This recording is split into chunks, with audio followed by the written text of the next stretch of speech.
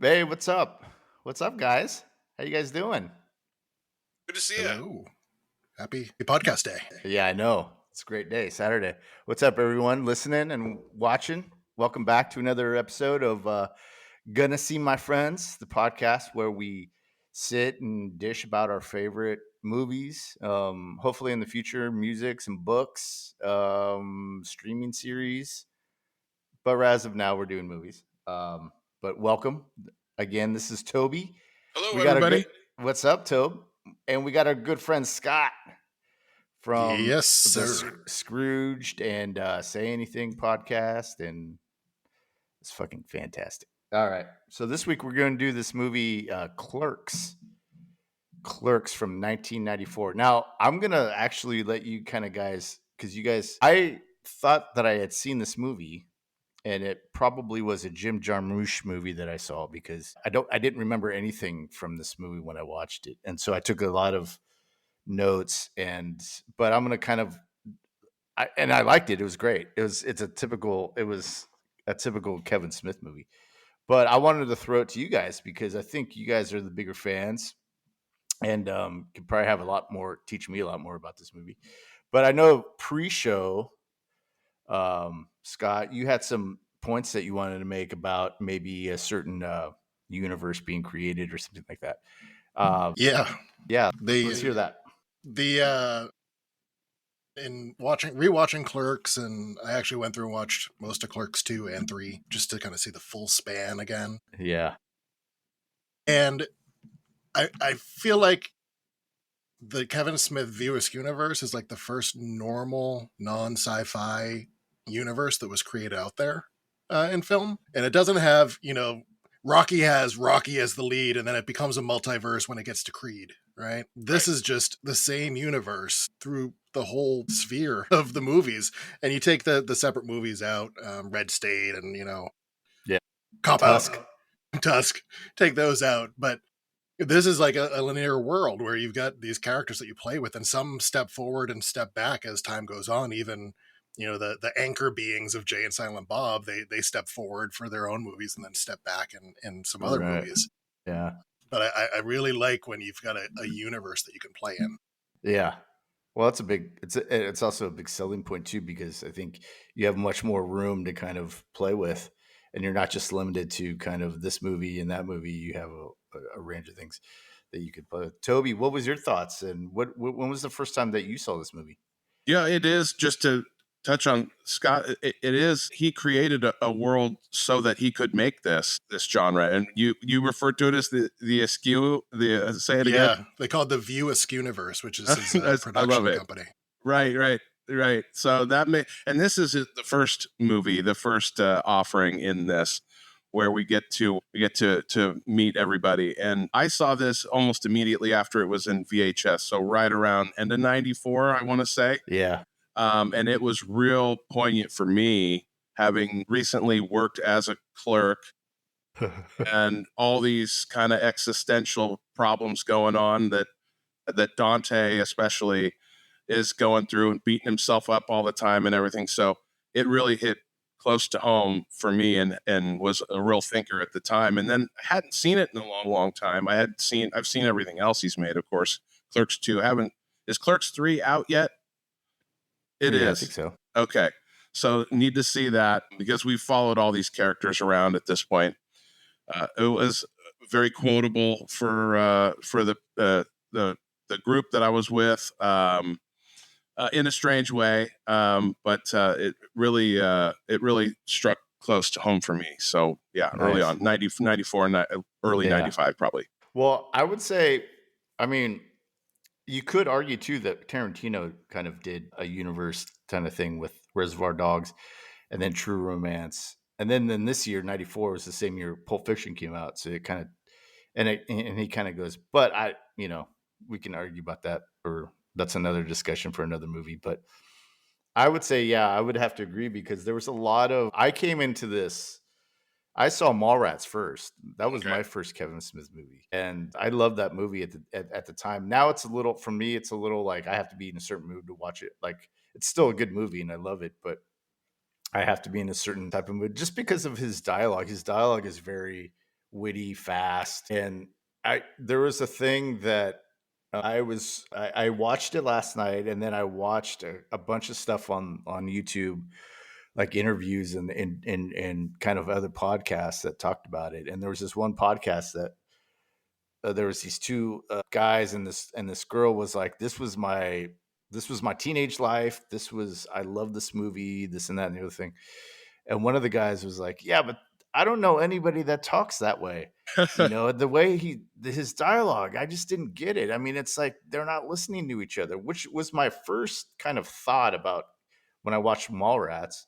But then as I went along, I realized that, like, well, at that age, you're not really listening to, Absolutely not. you don't have that big, as we do now, like that kind of bigger view of life. Because at the time, you're just talking because you're philosophizing, you're figuring shit out, and you're not really that the best listener at that time. So I understood both sides, but now I'm on the side of like, come on, that's a movie, it's great, it's funny, and it has all these quirks. He But was able to get a also lot off his 94 chest. Sorry to interrupt. What was that? I said he was able to get a lot off his chest in this movie. Oh, yeah, you can tell. To a point where maybe I don't get to make another movie. I got a lot to say. Yeah. And the screenplay must have been 150 pages long for an hour and a half movie, because it is just nonstop dialogue. There's nothing else to do for these guys but talk to each other. Right. And so, yeah, just crack wise and touch on some heavy duty subjects. Yeah. There's not a lot of cuts in it either, right? It's just like No. the dialogue is just one shot, just one steady shot. I think the Dante and his girlfriend talking, it was like 7 pages. Dude, yeah. That they had to get through 7 pages of dialogue and just not butcher it and get it out there. And just one shot, and it was all on film. So they're like, we can't spend this money. Right. No. You just got to get it. And that's the thing, I think, at the time too, because I was reading or listening to an interview where Kevin Smith was saying all of his influences, and he brought up Richard Linklater's Slacker movie that he saw, and he was talking to him, and they both kind of share this idea that they wanted to demystify this movie making process of like, well, he saw Slacker and he saw people's reaction to it, and he saw, well, that it is funny, I can make a movie like that. And I think nowadays it's even more accessible to movie making now, because now you can make one. I tried to make one last year with my iPhone, and it was just, and the only reason why it didn't work was because I was wearing too many hats. I had to make sure I had to get the right angles of the lights. I had to do the audio. And so it just was a mess. But if I had an audio person or something, or somebody, you were the gaffer, the best boy, you're the whole thing, huh? Yeah, I thought I could do it, because I was like, oh, I could do it. And we get out there, and I had a couple actors, which were my buddies, and it was a fiasco, but we had fun, and I took them out to lunch. It was fine. But I think it, to kind of, just kind of demystify the movie making process. And I think he did that, because a lot of times when I'm watching independent movies, I'm watching for like the shot selection of like, how are they framing the shot? What's the composition? All that kind of stuff. But in these early kind of like 89 through 94, when indie movies were, for me anyways, were kind of coming to my attention, was like, it was kind of just a master, and you play in the master, and then that's it. Cool. And that's what I noticed in this movie, was there was a lot of just big wide shots. And then once in a while, he'd have like little cutaways of him, like, filling up his coffee or filling the coffee. But for the most part, it was just, just one big master, and they're playing in the master. And that's usually, I'm like, when I was first getting into indie, it was like, I'd be like, oh, it looks too much like a student film. But now I can appreciate all that kind of stuff, because I know how hard it is to make a movie. Your thoughts? Is that a device? The shots of filling up the coffee and seeing the Sanka in the background, and those little things. Is that a device that you learn about in film school? That it's like, this is, some people advise against that, or should you just make the movie and not worry about that kind of B-roll type stuff where it's kind of setting and background things? What's the thought on that? Well, I think you, because you're storytelling, you're telling a story in basically like pictures, so you want, like, I think one of my first classes in composition was the guy he gave us a film camera and was like, tell a story in 3 pictures. That's all. That's the assignment. You have to tell it. And then we would tell a story in 3 pictures. And then he goes, okay, the next assignment is tell a story in 9 pictures or 8 pictures, whatever it was. And we went up to like 25 or 9. I can't remember how many pictures. But you start to learn how to, no dialogue, just pictures. And you start to learn how to compose your shots.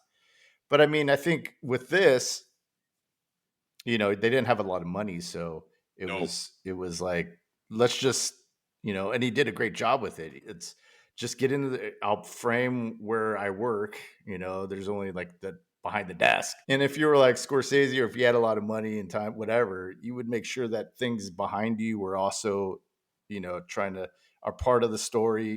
Just things like that. But I mean, in indie film, it's just get a good story, get some actors, and just go. So, and And he did a great job roll with with it. Roll with whatever comes at you. Yeah. The whole reason it's black and white, it's cheaper, and the fluorescent lights would throw off the color. The writing in the shutters being down because they're filming at night. Yeah. And then if they were to film during the daytime, not wanting that change of day to night that you have to worry about when you're filming, like all those little things. I even was listening to one of the documentaries about it, and the boom pole broke near the end. The threading came off, and they used a hockey stick for the rest of the shoot. So you just guerrilla movie making. You just do what you can. And you have to be creative. You have to, because you can't just, oh, well, forget that shot, or we'll come back to it later. It's like it forces you to kind of, take what's around you and go, okay, how do we make this happen? And dude, it's long and it's hard, man. It's kind of grueling work, but then when it comes out, it's a good feeling when you finally see it and it looks good. So, but I wanted to talk a little bit more too about the year that this came out, and what Scott, I'll throw this to you. When was the first time that you kind of, noticed or recognized independent film? Like, when was, because I know we grew up with the big blockbusters, E.T. and Ghostbusters, but when did independent film start coming to you? This is I mean, other than like Faces of Death, this might have been when you go to your friend's house that really likes horror movies, and Matt, that was me, by the way. That was my friend Matt's house, and we'd go walk down the street, and we'd rent whatever horror movie we could, and it would be the independent kind of more basic horror movies that you could find, Reanimator and stuff like that.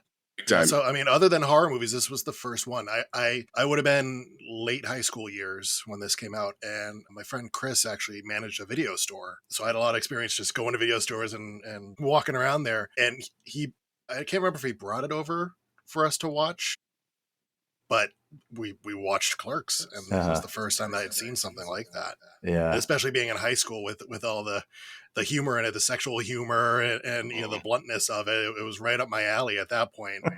And it was also like attainable. You could make this movie with your friends. If you had one of those big old VHS camcorders, you could do it yourself.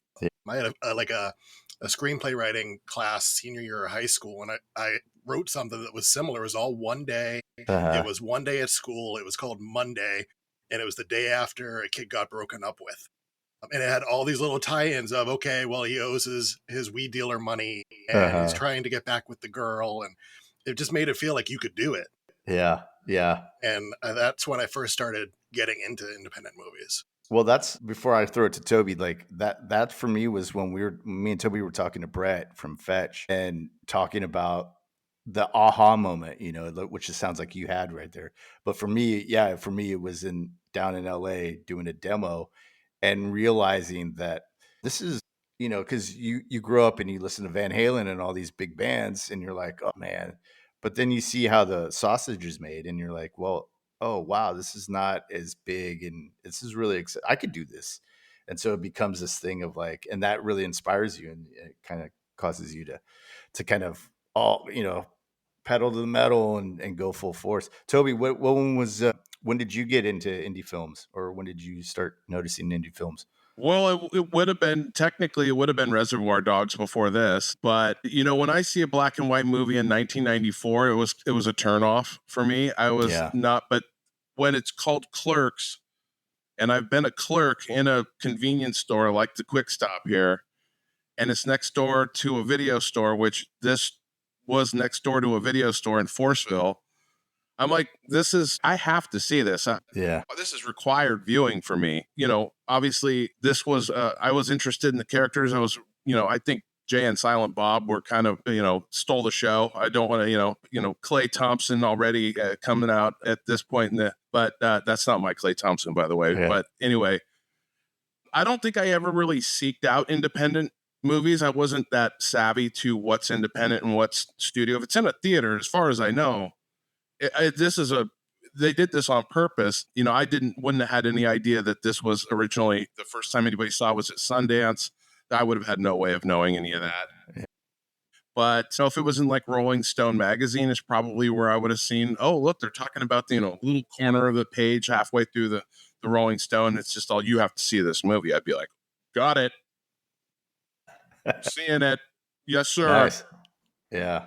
So they had an independent section in Rolling Stone. They would always be, hey, go check out these guys. They spent $20,000 of their own money, and if it doesn't work, that's literally all the money they have. Yeah, it's got to work, and it's you could crowdfund it now. It wasn't a thing back then, I don't think. I mean, he had to sell his comic book collection and borrow money from his parents in order to make this and max out his credit cards and film it where he was literally working as Dante. I mean, that was his character. He was behind the counter selling cigarettes to everybody who walks in. I mean, that was his job, and his buddy worked at the video store next door, which is still in Leonardo, New Jersey, is still a Quick Stop to this day. And it's not a video store, of course, next door, but it's crazy that you just, you shoot what you know and you write what you know. Right. And if your boss is going to let you film at night, really clever that Scott pointed out that the reason why the shutters don't go up and there's gum jammed in that device of not being able to roll it because they're shooting at 3 o'clock in the morning because Quick Stop's not open. I mean, just kind of genius things like that where you just make it work. Yeah. Yeah. And I think independent film really, going back and reading about this 30 years later, and take any independent film really for that matter, that you find out just what they had to do in order to get this thing done. And you're like, wow, they had, the kind of grit that it takes to do that. You kind of go, this looks like I could make it, but am I this determined to do it? It's a lot of work. You can tell it's a lot, even when you're filming with all your best friends. Yeah. So, yeah. Well, I think in 94 too, when this came out, this was kind of, I would say the middle of the order, like in a baseball term, because a lot of good films. Let me just read off some of the films that came out. So you have Adventures of Priscilla, Queen of the Desert. You have Backbeat, Color of Night, which was a dud. Eat, Drink, Man, Woman, 4 Weddings and a Funeral. Okay, that's the first one I recognize. Sorry. Hoop Dreams and Pulp Fiction. Okay. Oh, yeah. And 94 was also Reality Bites, right? Was that 94? I think that was 94 because I think that was showing the last night of Sundance. Like it was just premiering there at Sundance. And when Kevin Smith was speaking before the last show of Clerks, he's like, yeah, if you can go see, Reality Bites, then just stick around for hours. After, nice. If that's sold out, come see us. I forget which one it was. Sweet. Yeah. So it was, I think a boom year and that's just the tip of the iceberg. There's a lot more that I noticed that I've heard of that I've never seen, but those are just a little bit. And for me, I think,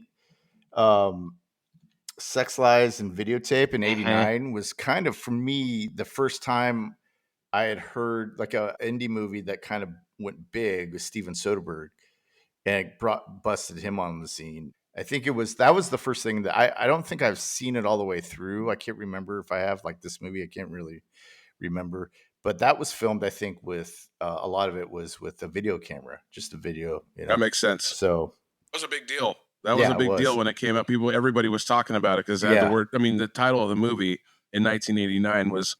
The first word is sex. Yeah. I don't know. It just seemed like people were like, if you go to see that, you're going to go watch that debauchery. Yeah, right. So, but then we have like Kevin Smith, Ed Burns, Richard Linklater, Robert Rodriguez, Quentin Tarantino, and Spike Lee were kind of the spearheaded this kind of movement, I think, anyways. But let's get back to Clerks. A lot of them in the credits, I believe, too, doesn't he? Yeah, I think so. Yeah. Spike Lee. Yeah. Spike Lee was in that list. I think there was somebody else in that list too. Well, yeah, Robert Rodriguez with El Mariachi, and that was a great movie. And I just got I have his book Rebel Without a Crew that tells his diary about how he made that movie. That's a great movie. But let's get back to Clerks. Kevin Smith. This is his first movie. Toby, do you got the deets on that? I do. So, like you say, written and directed by Kevin Smith. It's his first movie. It stars Brian O'Halloran as Dante, Jeff Anderson as Randall, Marilyn Gigliotti as Veronica, Lisa Spoonhour as Caitlin, Jay Muse as Jay, Kevin Smith as Silent Bob, Scott Mosier as William the Idiot Manchild, and many other characters, as well as Walter Flanagan's in there, and many other characters, and David Klein are in there as playing many other. You don't really notice it because they kind of come and go and do little cameo bits and stuff, but a lot of people were wearing many hats, and Scott Mosier was produced and edited the movie as well as playing multiple characters. And like we said, Kevin Smith sold his comic book collection at the time in 1993 that he would later buy back. He borrowed $3,000 from his parents. He maxed out credit cards, and he raised $27,575, which he spent to make this movie. And that's you did $27,000. Well, it made like 36 million. It made $3 million in the U.S. And it was only shown in under 100 theaters, so that's crazy that it made that much. And then internationally, with the international total, it brings up to about 4.4 million. Did you read a bigger number? It sounded like you may have heard a bigger number. No, I was just kind of throwing out numbers. I thought I saw 36 total in a row. In a row. It actually won quite a few awards. It won 2 awards at Cannes. It was the foreign film winner, and at Sundance it won the Filmmakers Trophy for dramatic film. And this is one that you wouldn't think Roger Ebert would have loved. He loved this movie. He said it was utterly authentic, which of course at the time it really was. We hadn't seen anything quite like this. And in 2019, it was one of the 25 movies that they enlisted or entered into the Library of Congress's National Film Registry. So it was a big deal. Yeah, big deal. And so there you go. There's the background deets. The deets. No animals were hurt in the making of this movie. And the quick they take a big hunk and shit in it, though. They've got a sign in the window that says, "We assure you we are open still." They've got you do a Google Street View of the quick stop, and you'll see the big sign in the window. Nice. Shutters are open, so that's a good news. They were able to keep those shutters open. Scott, do you have anything you want to talk about? You want anything to add? From what I saw, the Miramax, they bought it from him. There was like 200,000 on top of the 28,000 that he spent 230, I think that's what I saw.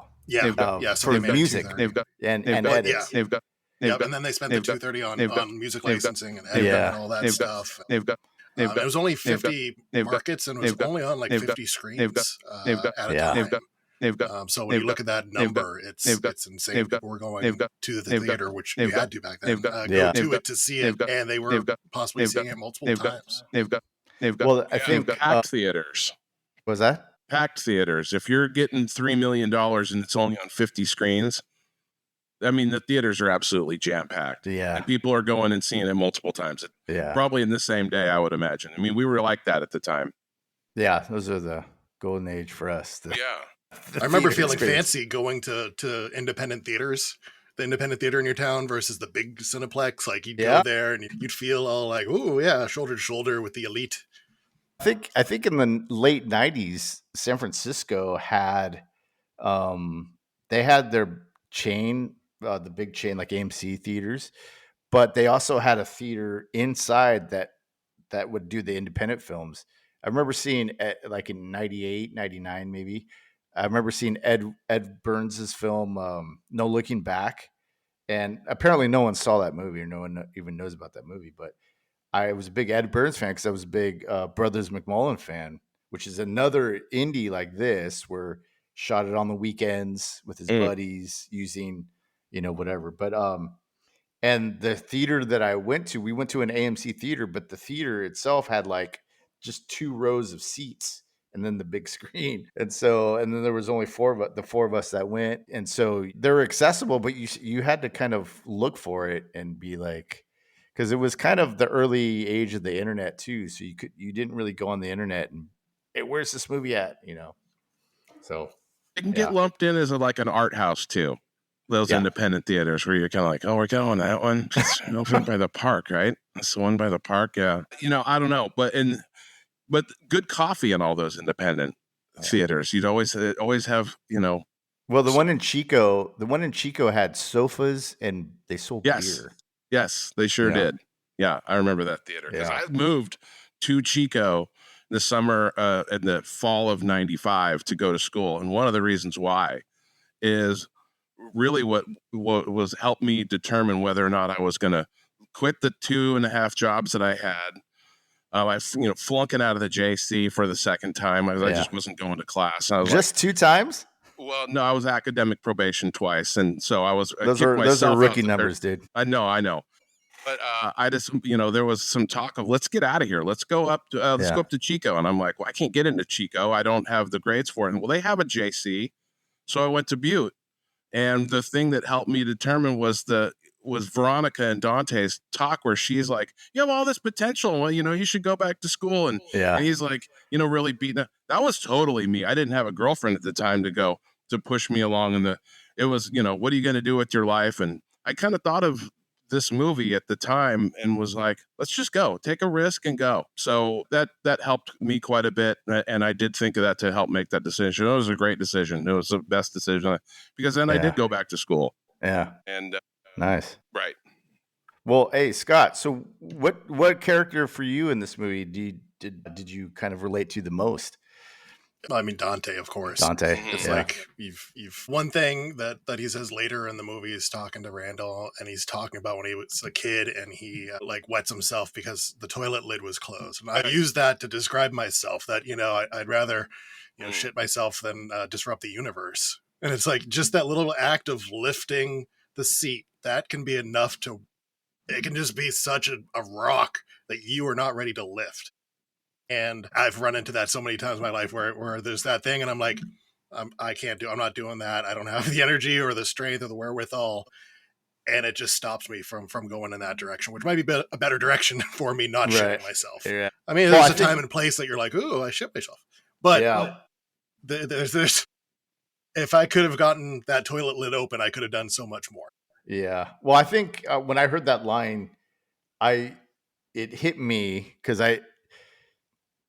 if I would have heard that back in '94, I think it would have had a bigger effect because at the time, you're kind of impressionable. And in my life in '94, I was the wildest, angriest. And me, my anger didn't come out as anger. It came out in different ways, but it was just, self-destructive and like trying to figure out this crazy like world.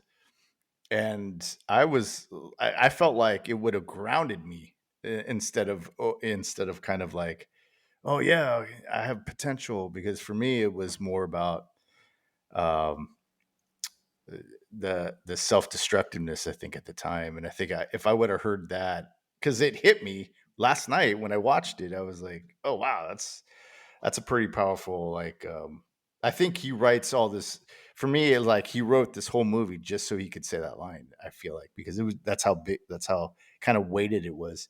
And I think for me, I probably, if it would have calmed me down a little bit, just to know that that's something.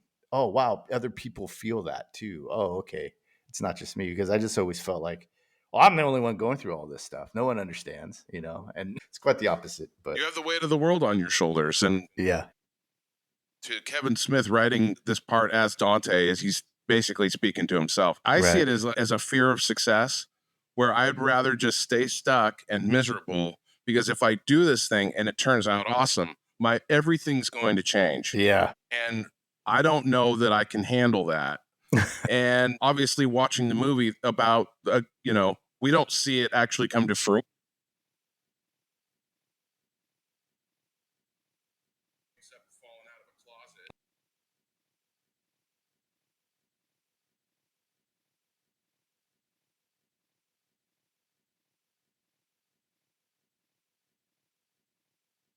Yeah.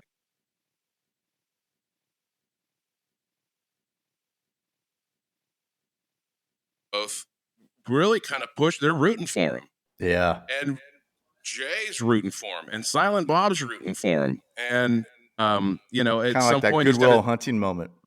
Yeah, that's right. And it's for Kev, he must have been scared to death.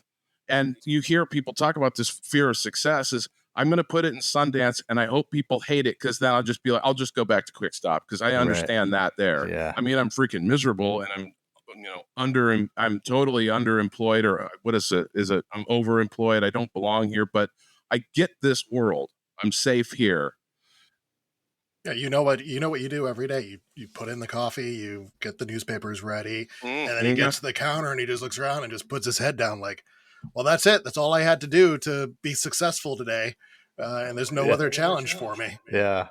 Yeah. I think that brings up a good point of the whole fear of success, because I feel like that's a big running theme, especially in my life. But I mean, I think at this time in the early 90s, it was kind of like, for me, it was this blind rage of like, just do something, just go somewhere, just do something and always be moving and this and that. I never really thought about, like, not until recently anyways, of, well, what if I do get that or reach that goal of mine?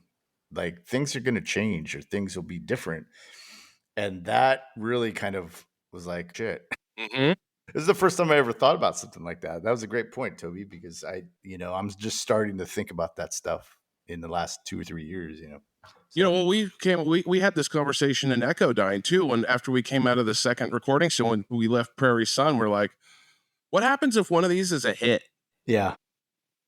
I mean, we all have jobs. We all worked at the freaking law firm together, I think, at the same time. And we're like, what are we gonna do? Are we gonna, like, how does that work? What are we gonna, I mean, Tonio was in Love Equals Death and he was touring and stuff. And it was fun to ask him questions about that because they were very popular videos on MTV and stuff, And I'm like, what happens if this actually works? Yeah. We didn't have an answer. We're like, what happens if somebody calls, Fat Mike at, Fat Records calls up and goes, hey, I'm going to sign you guys. And you come on this, Fans Warped or whatever was going on. We hadn't thought it out that much. We were just having fun playing music together. Yeah. So I mean, I think obviously the opening scene is really funny and cool. And I thought he was like a chewing gum guy. But what were some of you guys' favorite scenes right off the bat? Like top of the head. Go for it, Scott. The one I always go back to, I mean, it's a lot of vignettes in the movie, right? It's you've got this base storyline of what's going on. It's the day, ebbs and flows. But then you have just these little moments that would go undiscussed in a normal day if a camera wasn't there. Yeah. And it's the Star Wars talk for me. It's talking about it. It's comparing it. It's the conversation that you find something that you love and you find something wrong with it, or you find an aspect of it that you haven't thought about. And you want to talk about it with people that aren't going to laugh at you for having that discussion and think, why are you? And you have that friend there that you can bounce it off them, and they're going to give it honest thought. And I always love that about their relationship and that scene, because it's just two guys talking about something that they love inherently. We didn't have that conversation. I can't remember if it was before or after, because Jedi comes out in 83, so it's been 11 years by the time they're filming this. And I don't know if we got into the whole, I mean, these are independent contractors on the second one. I mean, it's a great point. And that had been eating at him for 10 years. I'm getting this off my chest and I'm getting this off my chest. But their conversations are priceless. Most of them. There's some that you're just like, that, I could see why people would, there's some of the rants that one of them goes on there. They are speaking in, these guys have both just taken a philosophy class recently and they're speaking about existential. And I'm like, I don't know if 21-year-olds it's unclear how old they're supposed to be. I'm assuming they're a few years out of high school, but the Star Wars conversation for me too is great. Cause you're like, yes, finally somebody's got to talk about this. The second one. Well, that's interesting, Scott, that you bring the vignette things up, because I was reading an article the other day, and they were comparing this to Dante's Inferno, which has, 7? He goes through 7 things and there's 7 vignettes in this movie. And so they were comparing it to his, I guess, voyage to hell. I guess, I don't know. I've never read Dante, so I don't know. But I thought that was interesting to make that comparison because I've always heard it in kind of philosophy kind of discussions. And yeah. So, and yours is Toby. Yours is the Star Wars one too. Well, yeah, and that's, I don't know if I have a favorite. There's, the Jay and Silent Bob talking to the people outside and giving them a hard time is always funny to me, and I just love those two characters. Yeah. Go ahead. What's yours? Well, mine was what made me laugh out loud was when Randall, is that his name, Randall? That mother and the baby come in, and he's like, "Hold on a second, Okay. I got to order this stuff." And then he, I'm laughing about it now. And then he turns at the end, he goes, "And what did you say the title was of that one?" Right. Some children's movie that the little Happy kid wants Scrappy to Hero watch. Pup. Happy Scrappy. That kid's just Happy mortified. Scrappy Hero Pup. I was watching the documentary, and he was saying, the Randall actor, he was saying, my mom's going to see this at some point. Kevin, can we cut a couple of these off and like make it shorter? Kevin was like, I'll think about it. And then when he went to do it, he's reading off a list, and you notice Kevin had added 3. Of course he did. That's awesome. Don't tell a director not to do something. Yeah, especially like that. Yeah, that was the first. I mean, I was kind of chuckling throughout the whole thing, but that one made me laugh. I mean, it was pretty funny. But everybody has, and I was wanted to talk about Randall and his kind of role in their friendship. And it seems like at that age, everybody, I don't know if it seems to me, everybody probably had a friend like that. I know I did. I had 2 of them that would just kind of lay it blunt. And at the time, I was very, I couldn't really articulate a lot of stuff in my life at that point. It was more of just drink, self-destruct, right? And so I think a lot of times I always kind of took it as like, this guy's a dick, But did you guys have any friends like that were kind of like, they were rooting for you, but they were your friend, but they would kind of just give it to you straight, Yeah, absolutely. And it's shocking at first when you don't grow up with a friend like that. It seems like these guys may have grown up together, but I didn't, I think that everybody that I seemed to surround myself with, whether it was in class or, on the football team or, church youth group, say, and all these different circles, there wasn't a lot of people being blunt with you and people just laying it out there and not caring about, Randall doesn't give a F about what anybody thinks of him. It's refreshing in that you're like, this guy is just really he's living his truth. And that's, and who knows how far it'll get him. Probably not super far. He can be charming in his way, but yes, coming across somebody like that, like having a roommate like that you find yourself with later on, it can be like, you have to adjust to it. Yeah. If you don't, if you're not appreciative of what they're saying, or if they're being overbearing about what they're expressing to you, this is what you should do. I noticed you always do this. You just kind of find yourself when you're around that person doing it so that they stop talking about it. Well, I came from a family that didn't say anything, that, didn't tell me anything. So when I had friends that were like, dude, why do you do that? You should do this. I'd be like, hey, what? You, man, just getting all pissed about it. But I would get really defensive. How about you, Scott? Do you have any friends like that? Yeah, my core friend group, most of it was myself and my friend Colin and my friend Chris. And we're always open to each other and razzing each other honestly about things. If you did something wrong, you were going to get reminded of it repeatedly for a while. Well, aren't you from the New England area, Boston, New England? Yeah, Boston. So Boston. So yeah. So we're all open, and my friend Chris was a little bit older. Like I said, he managed a video store. He's maybe 5-6 years older than me. My friend Colin, we went through high school together and college, and we were just open and honest, and we hang out almost every night. And if you were dating someone, they were going to tell you how they feel about the person. Yeah. They were going to give you a little bit of grace there, but they would be honest about if they didn't see it going the right way or didn't see you getting treated the right way. Yeah. We're all open with each other. That's part of that friendship that goes along with if you want to have those superficial, on the surface Star Wars talks, that you can then also have those deeper conversations. That was yeah, for me, like I said, it was I didn't, yeah, I grew up kind of alone, and not alone, but emotionally kind of just like by myself. I was very introverted and very shy when I was growing up. And so to have people like genuinely care about you and learning that because they care about you, they're going to point out, your deficiencies when they see them, like to me was a big shock. It was huge. You know, it took me moving out on my own to kind of learn all that stuff because I just didn't, I never was a part of that. So If you're not used to it, it can seem like an attack at first. Yeah. But then you appreciate it. You're like, why didn't anybody tell me this before? I had to be 23 years old for somebody to go, this is what you're doing makes no sense. And you've received zero feedback from your family for the 20 years you lived at home or whenever you were, and for somebody to come along and just put it to you bluntly and honestly, but from a place of I'm trying to help you. Yeah. Takes Now, some getting used to. yeah, and now for me, that's what I thrive in it now. Like that's what I want. And if you're a friend that doesn't do that, then I'm just like, dude, because I want to tell you, like I see a lot of what, not you, but I mean just the you in Is this an general. intervention? Yes, it is Did I actually. Toby, sneak that in on me. No. Are they here? But now it's like that's what I need in a friendship now is to let me know if, whatever. And I don't know. It seems to go Yeah, on. you picked it.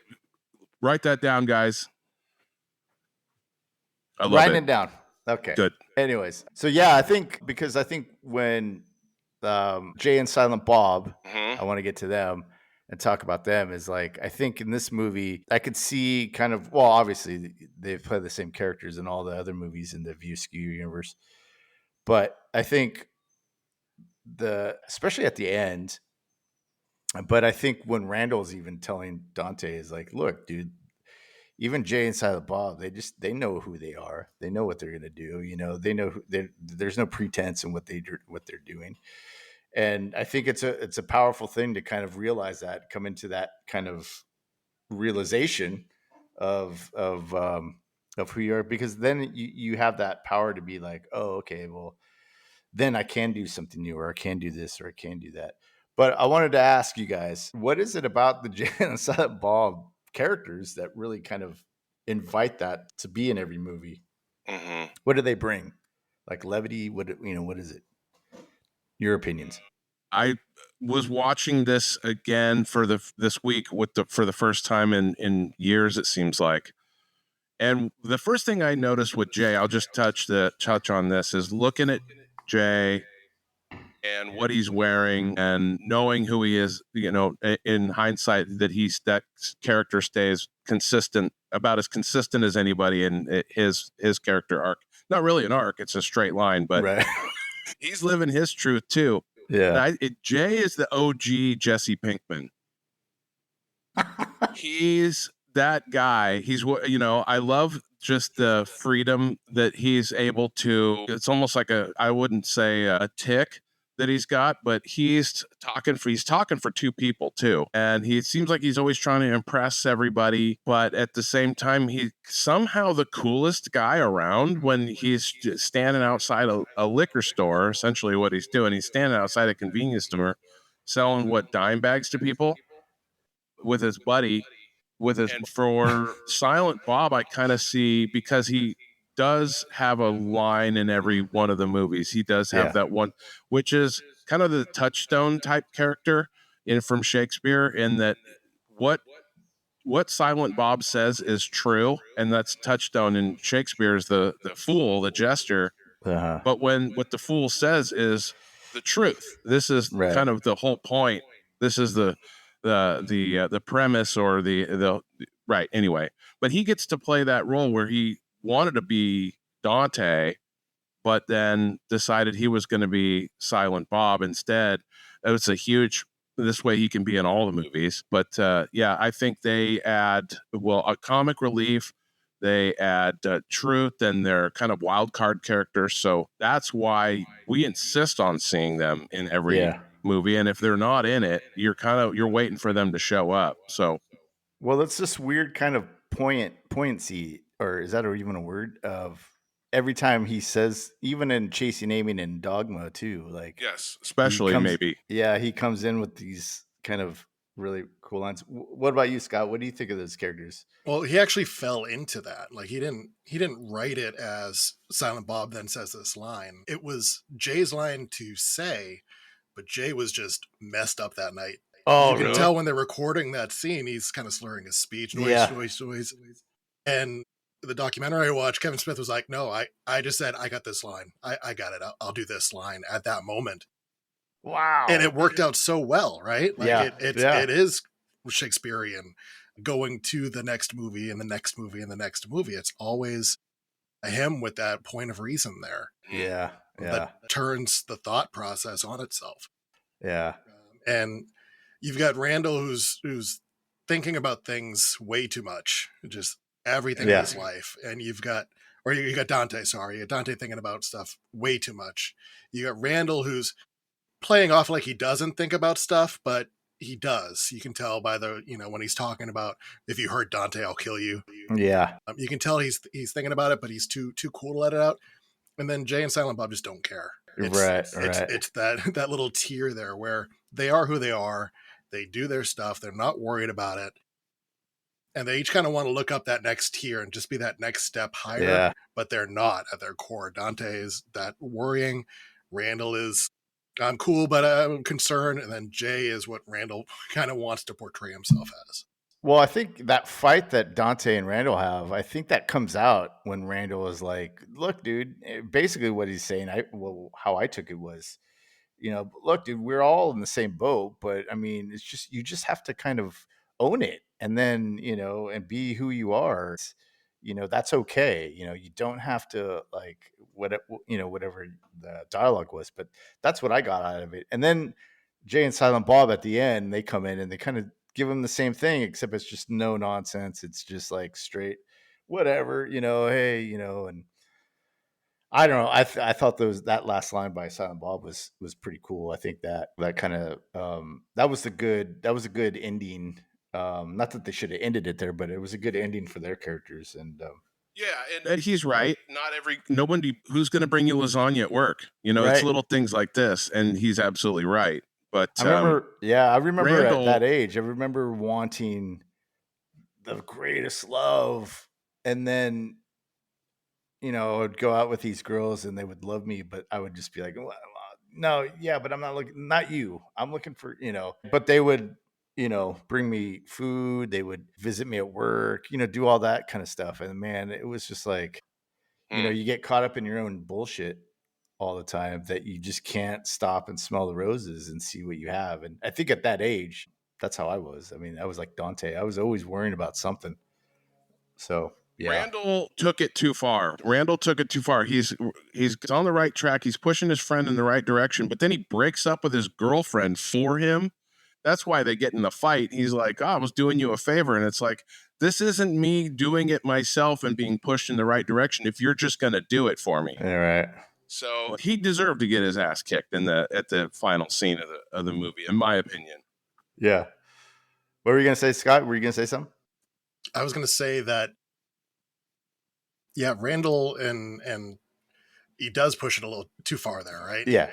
He should not have done that. Not his place. But even with Dante thinking about, she brings lasagna, like people, that doesn't happen. That's the love you should want. He even at that point shows his Dante-dom by going, you're right, and turning in that direction when someone told him to turn in that direction, versus he wanted Caitlin, right? Yeah. And he was like, well, I'm going to go try to do that Caitlin thing. That's the direction I want to go with this. And someone says, yeah, but you got a good thing over here. And he goes, okay, I should go for the good thing. Yeah. It's a very Dante thing to do. Just follow along with what society wants him to do, because it's the next step. Oh, that's good. I didn't see that. That's awesome. Develop it more in Clerks 2, because I think he, and watching it over and over again, was kind of like, I don't know that my character learned a damn thing out of this whole thing. There was a lot I got off my chest, but he didn't. We need to see him actually grow from this. And I think what Randall tells him after the fight, in that, you got the weight of the world on your shoulders and you take this managerial job so seriously. And, you seem to think that this store just isn't going to exist if you don't come to work in the morning. And that really made a lot of sense to me. That's something that my dad actually said at some point when he thought I was taking a job in the 90s way too seriously. And he's like, do you think if you don't come to work tomorrow, that place is going to close? And I was like, no. He's like, well, then you've got yourself all worked up on this. And that was almost word for word from what Randall told Dante after they had just destroyed the store and beat the crap out of each other. So really, really good. And these are conversations that people actually have had. Yeah. He clearly has had a lot of these conversations and wrote them into this movie. Yeah. Well, like I said, I feel like it's like that Goodwill Hunting moment between Ben Affleck and Matt Damon when he's like, you're sitting on a winning lottery ticket and you're too much of a pussy to cash it in. It's like that same kind of like, not, I wouldn't say tough love, because I think it's just normalized between those two guys. But I think that's the same kind of sentiment of like, dude, you got a lot of potential. You should go out there and do it. Let's get to, I want to hear you guys' Clay Thompson, because I love mine. And I want to hear you guys' ones first. Toby, you want to go first, or Scott? Flip a coin.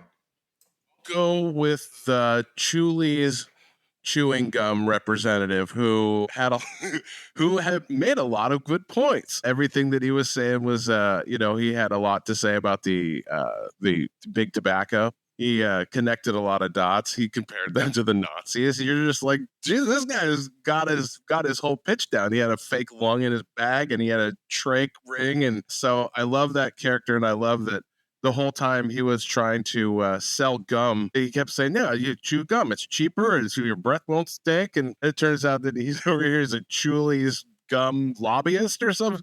Anyway, I love that character. Didn't that remind you of current day politics? I mean, that's just what reminded me of that first scene. Anyways, Scott.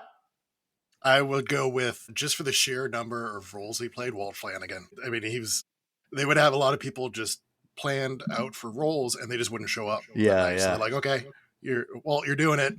They put on a hood, and they wouldn't show his face or whatever. Yeah. He was the guidance counselor egg guy. Oh my God, that guy's great. With the hood, he was the one that asked about the cat. He said, annoying customer. He was the one that was offended, and he goes, I think you can see her kidneys. Oh, that guy, yeah. He was that guy. So he was like 4 things in there. Kevin Smith referred to him as the Lon Chaney of New Jersey movies. Oh, who was that first guy? The guy that actually came in to buy, the first guy that buys cigarettes. And then the guy was like, the young guy, he's like 16. Yeah. And he was like, oh, he was the first guy, the guy, he took out the lung and then he took out, do you remember that guy? And then he was also the guy that was, he was the dumb, when they asked dumb questions, he was the one, hey, where is, how much are the rental or whatever? That guy was in Mallrats, and he was the guy that was like, when Jason Lee was like, who the hell is in there? And he's like, it's Stan Lee. He's doing autograph or signing autographs or something. And I made that connection, and I thought, oh, and another thing before I say mine is that the name Rick Darris comes up. Do you guys know what that is? From Mallrats. When they you're the guy that fucked Rick Darris on the pool table. And going back before you get to your Clay Thompson, right? Yeah, the workout guy. Yeah, So there's a cut scene. I don't know if you saw the scene that they cut because they couldn't spend the money filming inside the funeral home. Oh yeah. And so there's a scene that supposedly Kevin Smith wrote with the original movie, not backdated it, but it has Alyssa Jones in it, and it goes over a lot of stuff. And the person that died there, that funeral is the person that was supposed to be on the game show in Mallrats. And so she went swimming. They said Kim adds 10 pounds, she drowned or whatever. And so that was her funeral. Oh, and wow. So if he did in fact write that in the beginning, then it was all interwoven, because Mallrats is the day before. Oh wow. Yeah. Oh, okay. No I kidding. didn't know that. Yeah, so when That they is start saying, "Oh awesome. yeah, Alyssa Jones and stuff," and your head pings because you're like, "Oh, Chasing Amy" and, Yeah. and everything else. Right. Yeah, Mallrats is the day before, Oh, which makes wow. it really, really interesting.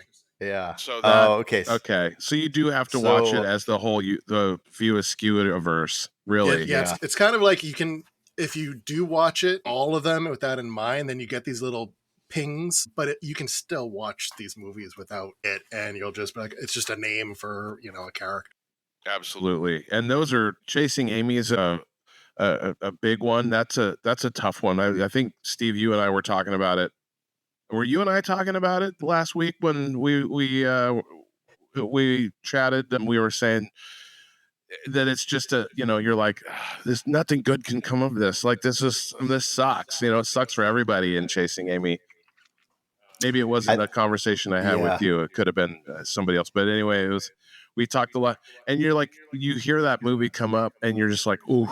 I mean, it's wow. Because I don't know if you've ever, has anybody here on this in this panel ever found that they had feelings for somebody who was not attracted to your sex, and then you just found that you're like, I can't get rid of this crush. What am I supposed to do? Well, that's not to the point that Ben Affleck's character was, right. but well, I've had women just not like me. So, well, there you have it. And I would have people change teams because of me. But not in a good way. they can live their life. They can go their own way, as Fleetwood Mac would say. That's happened a couple times. Oh, that's a good one. Okay, so my Clay Thompson is, Yes. And I don't know, because when we were talking earlier, this may be the same guy as Scott's, but the old guy in the bathroom that dies,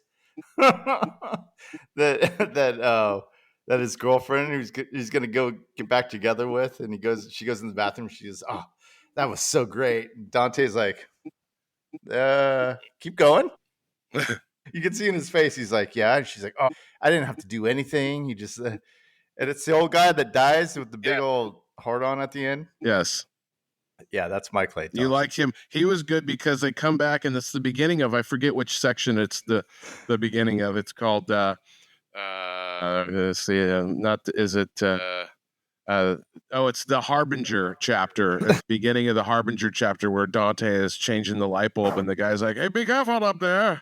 That's the guy you're talking about, right? And he's like, those fluorescent bulbs, I had a friend who used to eat fluorescent bulb glass, and then he died. And he's like, he died from eating fluorescent bulb glass? No, I got hit by a car. He's like, this story went absolutely nowhere. He's like, is there something I can help you with? Oh, yeah. So that's my Clay Thompson. That's a good one. I had a great laugh with that. That was probably the hardest I laughed at that movie. That was, I mean, again, I thought the movie was great. Well, wasn't he mad at Caitlin because he said she cheated on him 8.5 times, and he goes, "Hey, what's the half?" And he goes, "Well, she came in and I was passed out in the bed, and she had sex with me, but she thought I was somebody else." She does the same thing here with the dude in the bathroom, and they're about to get back together. I guess it's another half that up to 9. Now she's up to 9. I mean, I was like, oh shit, she did it again. My goodness, that was too much. Yeah, that made me laugh really hard, and I thought I was gonna wake people up while laughing like that. So yeah, I mean that's my Clay Thompson. Fantastic. Yeah. So overall, any final thoughts about this movie? Characters. Anything? Scott, this was your pick. Yeah, I got a couple notes for you. Yeah. The original name was Inconvenience. I like it. And then we changed it from there.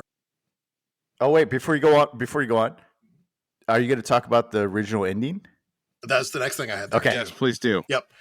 So the original ending, they changed it. They showed it a couple of times with it, and then the people involved with getting it sold and distributed were like, it doesn't make sense. Like, you don't want that. That's not what the moviegoers want. I know you want to do it. You want to make this drastic, and the original scene of Dante just being shot and murdered. He wanted to do it because it was like do the right thing. Like you've got this movie, and then this shocking thing happens at the end. But he pulled it out, and smartly, I think, because if, not just for the continuity of the next movie and career wise there, but it's the movie is lighthearted at its base. It's got those heavier pieces that thread through it, but ultimately it's a comedy. Yeah. Yes. So that's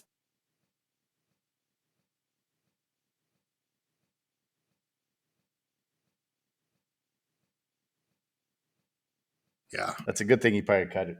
Yeah. And there's the soundtrack is great. Once Miramax got it and added to it, it's a really good soundtrack. We should have talked about that more. And I've talked to Steve about this. Toby, you probably agree. Like the best soundtracks were the ones that had movie clips in them. Oh yeah, interspersed with the actual songs, with the dialogue, and little pieces like the Tommy Boy soundtrack. Like if you have the CD of that, it's got Fat Guy in a Little Coat. It's got all these little things. Like Pulp Fiction too. Yeah. Yeah, there's another one. Anchorman had a lot of those like skits from the movie and on the soundtrack. That was why you would buy it. You're like, oh, this is great, dude. Or they would record special stuff or, even stuff that wasn't in the movie. They would do little skits. And boy, oh boy, wasn't that a great tune? I love that one. It reminds me of the soundtrack. We would have been beating ourselves up if we didn't talk about that. There's no bigger Alice in Chains fan on earth than me. And to hear Got Me Wrong, just placed in the perfect spot. I mean, there's so many good bands in here. I think we have Soul Asylum that at the time was kind of unheard of, and Girls Against Boys. Kill the Sex Player. That song when it plays is pretty cool. I was like, who is this? This is cool. I liked it. Yeah. Bad Religion. Oh God, such a great soundtrack. And I think this is what people hadn't heard, that Alice in Chains song, because it was off of SAP. It was off an EP that nobody had really paid any attention to. And everyone was like, what is that, dude? What is this song? We know Man in a Box, but what is this kind of acoustic? And so that, because it had come out a couple of years earlier than that. It was out in, 92? I think SAP came out. I want to say even 91, 92. I think Facelift was 91, and then SAP 92. No, Dirt was 93. So yeah, it's probably earlier than that. So it came out in between a little four song. Well, it re-entered the charts and went up to number 7 in the charts. Yeah. Freaking great tune. And for the Soul Asylum music video, they actually had reprised their roles. So if you find the video on YouTube, it's actually at the quick stop, and it's it's great. All the cast of Soul Asylum at the quick stop with them. They go on the roof and play hockey. Love it. They just kind of have a day with Soul Asylum there. It's pretty fun. Oh, I love it. Oh, cool, man. And that's how they paid Miramax. $230,000 is how they paid the music right. Because you're right. You're looking at this going, I mean, this is for $27,000, you got Alice in Chains, Bad Religion. So I mean, the list goes on and on. The soundtrack is freaking great. And you're like, how'd they pay for this? Were these bands just all, dude, it's fine. We don't know anything about you or who you are.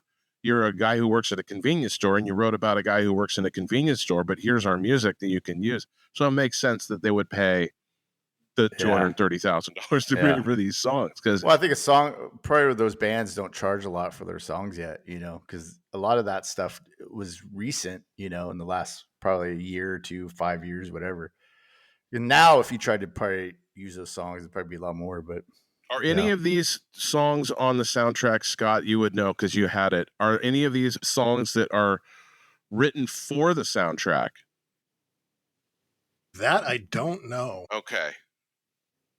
Because sometimes you'll get a one where you're like, I love this song from this band, but I have to buy the soundtrack from a movie that if you're not interested in Clerks, but you want that Soul Asylum song, and you got to buy the Clerks soundtrack for $17 that you don't really have. And you're like, I don't know how else I'm going to hear this unless it comes on the radio with my tape recorder and then hit record at the right time, which was what we did at the time too. But I think it's a great soundtrack. I mean, I'm even thinking about going and trying to find it, pick it up, like a physical copy of it. I'm bummed I didn't have it. And it was, I had 3 other roommates, and up in Chico, we all had these big, massive books of CDs at the time, and none of us had it. shameful. The only other note that I had was it circles back to Steve talking about Dante's Inferno. Yeah. And down the line, Kevin Smith revealed that Dante's dog's name was Virgil, which was the ghost that followed along with Dante through the whole Inferno. And it was the only other being that was there through the whole journey was this ghost. So it kind of ties in with Dante and Dante's Inferno. So that wasn't an accident. Yeah. The similarities between Dante's Inferno and Dante and their 7 chapters. Got it. This was a good one that you. I think I'm gonna go read that now. I gotta go read that. I think you should. It'll open up your horizons, and you're an idiot if you don't. I have a question. I didn't realize because I rented this on YouTube, and if you are a YouTube subscriber, we're the Stegar channel. It's youtube.com. Yeah, that's right. /Stegar. Mr. Stegar, excuse me. What I didn't notice in the watching all the credits, because I was aware that there was a post-credit scene, is at the very end, it says Jay and Silent Bob will return in Dogma. And I went, was that put in later? Was that on the VHS? I don't remember because I don't think I probably even knew there was it says, I'm like, well, they skip over Mallrats and Chasing Amy. And then I'm wondering if that was on the original film. He obviously had Dogma written, or maybe he was just telling himself, now I got to write this thing called Dogma because I said Jay and Silent Bob will be back.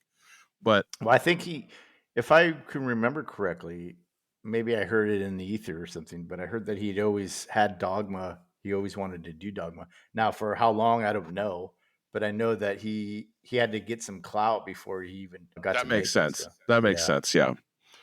But I don't know. So he put the carrot on the stick at the end of the stick and said, I got my work cut out for me. And if you're going to put that out and it's your first and only movie and you spent all your money and you go, Jay and Silent Bob will be back, or if you like, it's like saying to be continued. Yeah. But you're like, I don't know that I'll ever get anything greenlit again. Maybe nobody even sees this. I don't know.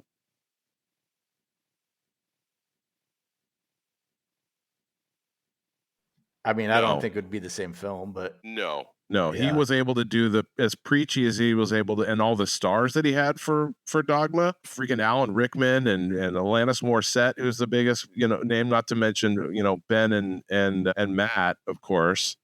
Well, I think, and the way, again, going back to the way he writes dialogue, which is very informative. It's very kind of, and for me, why I wrestled with it for a while was because in kind of any kind of screenwriting class or film class, they tell you to show, don't tell, right? As you're writing something. But I mean, Kevin Smith doesn't do that. He'll tell you like everything you need to know in the dialogue. And I think for Dogma, it suits it well because I'm not a Catholic, or I mean, maybe I grew up as a Catholic, but I don't identify that as one anymore. But so I didn't know anything about, the archangels or Gabriel or whoever this was. So when they were explaining all that stuff, that was good for me because I didn't know what was going on. But yeah, he has a way with dialogue that's yeah. He was right. All the stuff, and having been raised Catholic myself and having read the Bible a bunch of times, and yeah, he was right. I mean, all that's and then he's also somebody who gave it up 30 years ago. You can see, I mean, makes a lot of good points in that movie where you're like, this shit doesn't make sense. These are angels that are losing their religion, right? Which is really kind of a cool concept. So we'll have to talk about that when we do Dogma. I think we should start this off as kind of the indie series. So anytime we do an independent film, I'll put a playlist and I'll add this one. Love it. And just be our indie series. Yeah. So anything else you guys want to wrap it up? Do you guys have any like call and response lines in the movie that if someone says something, you have to say it? Like when he said 36 earlier and it was close enough to 37. If someone says 37, I have to say in a row. It's just in me. It's like holding in a sneeze. I have to watch it a couple more times, and I will. But after that, yeah, I'm sure, because there was a lot of that, and then there was nothing comes to mind right now. But I know that when I was watching it, I was like, oh, that's funny. That's a line that that bears repeating, but looking at my notes at the quotes that I wrote down, and I don't know there's a call and response, but the one that I probably say the most is that this job would be great if it wasn't for the fucking customers, which is super true.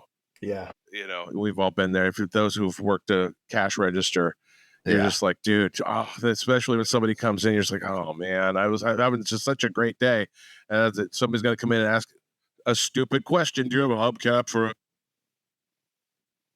Yeah. I will go with if I'm driving like, you know, middle school pickup and people drive horribly or whatever, or someone isn't using their blinker or whatever, I go, God, I hate people. But then I instantly say to myself, yeah, but I love gatherings. Isn't it ironic?